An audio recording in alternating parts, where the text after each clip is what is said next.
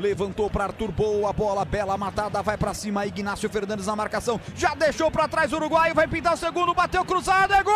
É gol, é gol, é gol, é gol, é gol, é gol, é gol, é gol, é gol!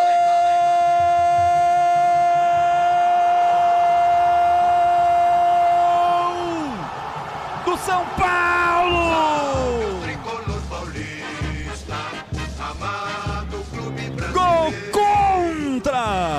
Tu és forte, tu és grande, dentre os Gol grandes contra!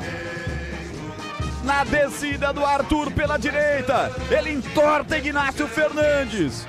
Coluna de um lado, costela do outro. Ele bate cruzada e o zagueiro vai tirar e manda contra o Patrimônio. Corta mal a Costa e faz o gol contra. Na marca de 18 minutos do primeiro tempo.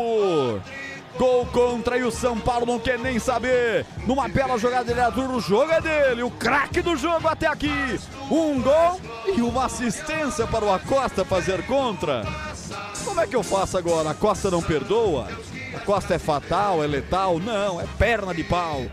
2 para o São Paulo, 0 para o Boston, que vale ao detalhe. Conta aí, bebê. O detalhe é que o cara do jogo até aqui, né? Ele que marcou o primeiro gol, deu uma entortada no defensor da equipe do Boston River, o Arthur, camisa número 37 do São Paulo, jogada toda dele, pela linha de fundo, pelo lado direito, entrando na área, bateu forte pro meio da área. E quem que estava lá no meio? O Acosta. Antes de chegar o jogador do São Paulo para empurrar para o fundo das redes, o Acosta se antecipou. E é claro, ficou cabisbaixo, marcou um gol contra e um gol importantíssimo para o São Paulo. Com, é claro, requintes do Arthur, mas o gol contra foi do Acosta. Agora o São Paulo tem 2 e o Boston River não tem nada. Tá cheirando goleada, Roger Williams. Ô CH, tudo normal.